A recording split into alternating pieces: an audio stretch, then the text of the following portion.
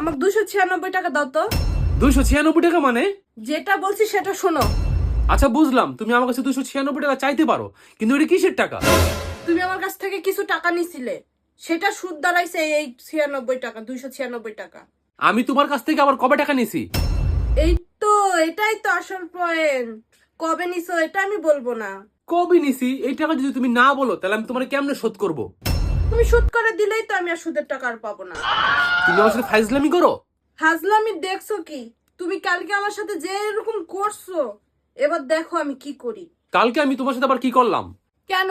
Brazil হারার পরে তুমি আমার সাথে যে করছো, এগুলো এখন আমি সংসারের উপরে এগুলো প্রতিশোধ নেব।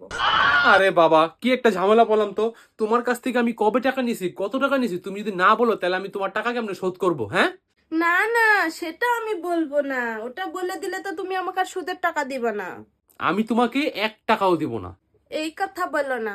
তুমি যদি আমাকে টাকা না দাও, আমি তোমার উপর মামলা করব। কেন জানো? যখন আমি তোমাকে টাকা দিই তখন আমি স্টাম্পে সই করে নিয়েছিলাম। আমি আবার কবে স্ট্যাম্পে সাইন করলাম? মনে করে দেখো, একদিন তোমাকে কারেন্ট বিলের কথা বলে একটা কাগজে তোমার থেকে সিগনেচার নিয়েছিলাম। ওটাই ছিল স্টাম্পের কাগজ। ও বুঝতে পারছি, তুমি একদিন একটা কারেন্ট বিলের কাগজ আনছিলা, ওটার মধ্যে আমার সাইন চাইছিলা, আমি অজান্তে সাইন করে দিছি। ওটারে তুমি এখন ফোন দিয়ে আটতেছো, তাই না? এই তো বুঝতে পেরেছো।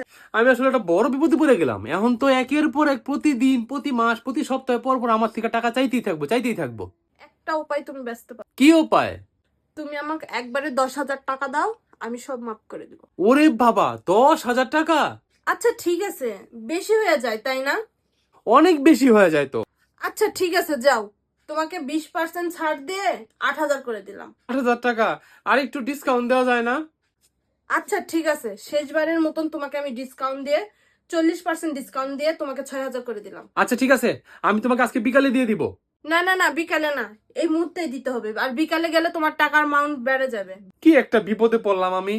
আরেকটা উপায় অবশ্যই আছে, তোমাকে 1 টাকাও দিতে হবে না। তুমি বলো যে ব্রাজিল ভালো টিম। জীবনেও না। কি? এত বড় কথা? যে টিম হারে আবার বাদ হয়ে যায়, আর হেড টিম আবার আমি সাপোর্ট করব। তোমাকে তো আমি সাপোর্ট করতে বলি নাই, তোমাকে খালি স্বীকার করতে বলছি যে ব্রাজিল ভালো টিম। কোনো দরকার নাই, তোমার টাকা আমি এই মুহূর্তে এখনই দিয়ে দিব।